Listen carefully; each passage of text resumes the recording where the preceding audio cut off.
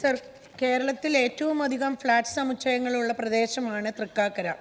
Seaport airport റോഡിൽ സ്ഥിതി ചെയ്യുന്ന DLF southern town private limited എന്ന 9.5 ഏക്കർ സ്ഥലത്ത് 15 ബ്ലോക്കുകളിലായി 1268 അപ്പാർട്ട്മെൻറ്റ്സുകളിലായി 5000-ലധികം പേർ വസിക്കുന്ന ഫ്ലാറ്റിലുണ്ടായ കൂട്ടരോഗബാധയെക്കുറിച്ച് അടിയന്തര ഇടപെടൽ ഉണ്ടാവേണ്ട വിഷയമാണിത്.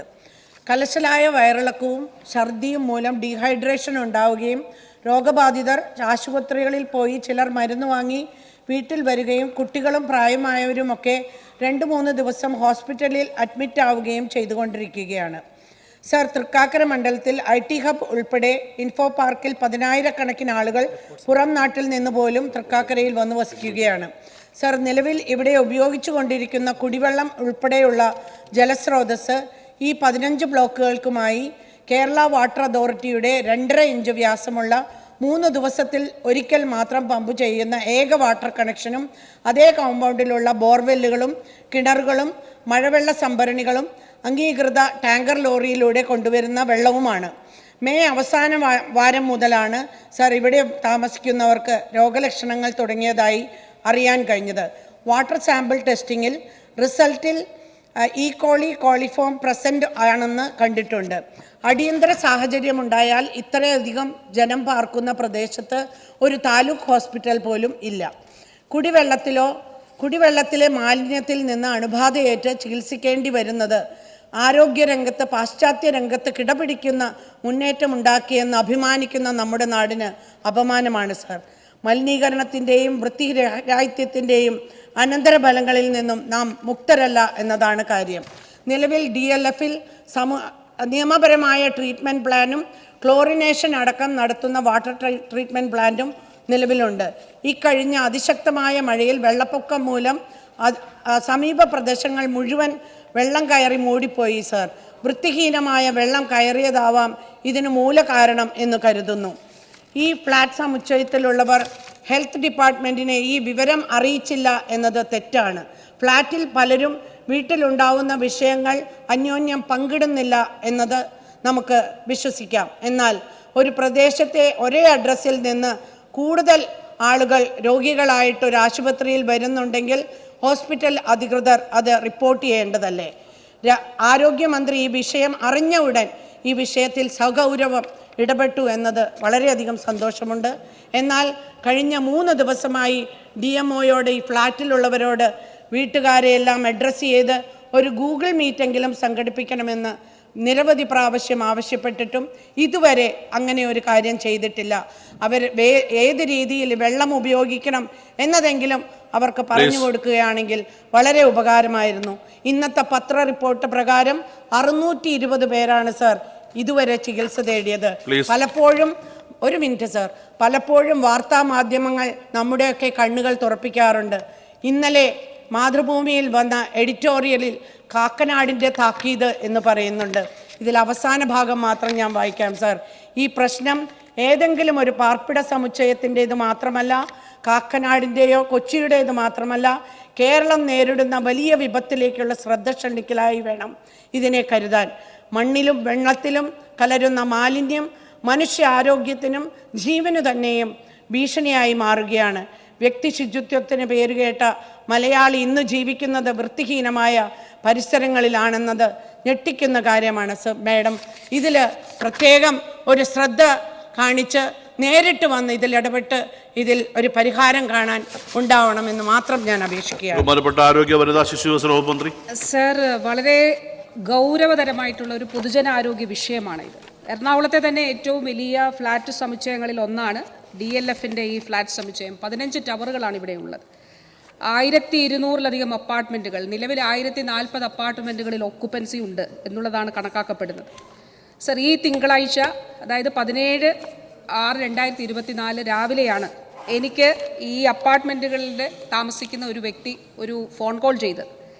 അദ്ദേഹം പറഞ്ഞത് അവിടെ 100 കണക്കിന് ആളുകൾ രോഗബാധിതരാകുന്നു, അതുകൊണ്ട് അടിയന്തരമായിട്ടുള്ള ഇടപെടൽ ഉണ്ടാകണം എന്നുള്ളതായിരുന്നു. ഞാൻ ഉടനെ ബഹുമാന്യനായിട്ടുള്ള ജില്ലയുടെ ചുമതല കൂടി വഹിക്കുന്ന മിനിസ്റ്റർ ശ്രീ P. രാജീവ് അദ്ദേഹവുമായി ആലോചിച്ചു. അതോടൊപ്പം തന്നെ additional director health services doctor നന്ദകുമാറിനെ വിളിച്ചു. അപ്പോൾ ഹെൽത്ത് സിസ്റ്റത്തിൽ നമ്മുടെ ആരോഗ്യ വകുപ്പിൽ അങ്ങനെ ഒരു ഇൻഫർമേഷൻ ഇല്ല. ഞാൻ മനസ്സിലാക്കിയത് അവിടെ തൃക്കാക്കര മുനിസിപ്പാലിറ്റിയുടെ ഭാഗമാണ് ഈ പ്രദേശം. പ്രാദേശിക ഭരണകൂടത്തിന് മുനിസിപ്പാലിറ്റിയുടെ ശ്രദ്ധയിലും ഇങ്ങനെ ഒരു വിഷയമില്ല എന്നുള്ളതാണ്. പ്രാദേശികമായി അവിടെ ജനപ്രതിനിധികൾക്കും ഈ ഒരു കാര്യം അറിവുണ്ടായിരുന്നില്ല എന്നുള്ളതാണ്. അവധി ദിവസമായിരുന്നു എങ്കിലും അന്ന് മെഡിക്കൽ ടീം സംസാരിച്ച് ഞാനും മിനിസ്റ്ററുമായും അതോടൊപ്പം ഞങ്ങൾ ആലോചിച്ച് ഒരു 2 മണിക്കൂറിനുള്ളിൽ തന്നെ അവിടേക്ക് മെഡിക്കൽ സംഘം എത്തി അവിടെ പരിശോധിച്ചു. അതിൽ ജില്ലാ സർവൈലൻസ് ഓഫീസർ, ജില്ലാ surveillance officer 2, medical officer FHC Kakkanad, urban medical officer Thrikkakara എന്നിവരും ടെക്നിക്കൽ അസിസ്റ്റന്റ്, ജില്ലാ എപ്പിഡമോളജിസ്റ്റ് തുടങ്ങിയവരൊക്കെ തന്നെ അതിൻ്റെ ഭാഗമായിട്ടുണ്ടായിരുന്നു. അതോടൊപ്പം തന്നെ മുനിസിപ്പാലിറ്റിയിലെ ഭാഗമായിട്ടുള്ള അവരുടെ ആരോഗ്യ പ്രവർത്തകരും, ജൂനിയർ ഹെൽത്ത് ഇൻസ്പെക്ടർ, മറ്റ് സ്ഥാപനങ്ങളിൽ നിന്നുള്ള ജൂനിയർ ഹെൽത്ത് ഇൻസ്പെക്ടർമാരുമൊക്കെ ആ സംഘത്തിലുണ്ടായിരുന്നു. സർ, ഇതിൻ്റെ അടിസ്ഥാനത്തിൽ അവിടെ ആക്റ്റീവ് കേസ് സെർച്ച് നടത്താൻ തീരുമാനിക്കുകയും ഇതിനായി തയ്യാറാക്കി electronic data collection form flat നിവാസികൾക്ക് നൽകുകയും ചെയ്തു. ഇന്നലെ വരെ 19/6/2024 വരെ 488 പേർക്ക് രോഗങ്ങൾ എന്നുള്ളതാണ് ലഭിച്ചിരിക്കുന്ന റിപ്പോർട്ട്. എനിക്ക് ലഭിച്ചിരിക്കുന്ന റിപ്പോർട്ട്. അതിൽ അതിസാരം, പനി, ഛർദിൽ ഇവർക്ക് ഉള്ളതായിട്ട് കണ്ടെത്തിയിട്ടുണ്ട്. ആരോഗ്യവകുപ്പിന്റെ സംഘം 17/6 തന്നെ ഫ്ളാറ്റ് സമുച്ചയം സന്ദർശിച്ചതിൽ സമുച്ചയത്തിലെ വിവിധ ജലവിതരണ സ്രോതസ്സുകൾ, Kerala water authority, borewell, open well, rain water harvesting, tanker lorry, അത് പ്രൈവറ്റ് ഏജൻസികൾ ആണ് ടാങ്കർ ലോറിയിൽ വെള്ളം എത്തിക്കുന്നത്. ഇവയാണ് അവിടേക്കുള്ള വാട്ടർ സോഴ്സസ്. ഈ സ്രോതസ്സുകളിലെ വെള്ളം ഏകീകൃത ജലശേഖരണ സംവിധാനത്തിലേക്ക് എത്തിക്കുകയും ശുചീകരണ പ്രക്രിയയ്ക്ക് വിധേയമാക്കിയ ശേഷം ഓരോ ടവറുകളിലെയും ഓവർഹെഡ് ടാങ്കുകളിലേക്ക് വിതരണം ചെയ്യുകയാണ് ചെയ്യുന്നതെന്ന് മനസ്സിലാക്കി. സംഘം ഓവർഹെഡ് ടാങ്കുകൾ പരിശോധിച്ച് പ്രസ്തുത ഓവർഹെഡ് ടാങ്കുകളിൽ നിന്നുള്ള വെള്ളം ബാക്ടീരിയോളജിക്കൽ കെമിക്കൽ അനാലിസിസ് ചെയ്യുവാനായി ശേഖരിച്ച് പരിശോധനാ ലാബുകളിലേക്ക് അയക്കുകയും ചെയ്തിട്ടുണ്ട്.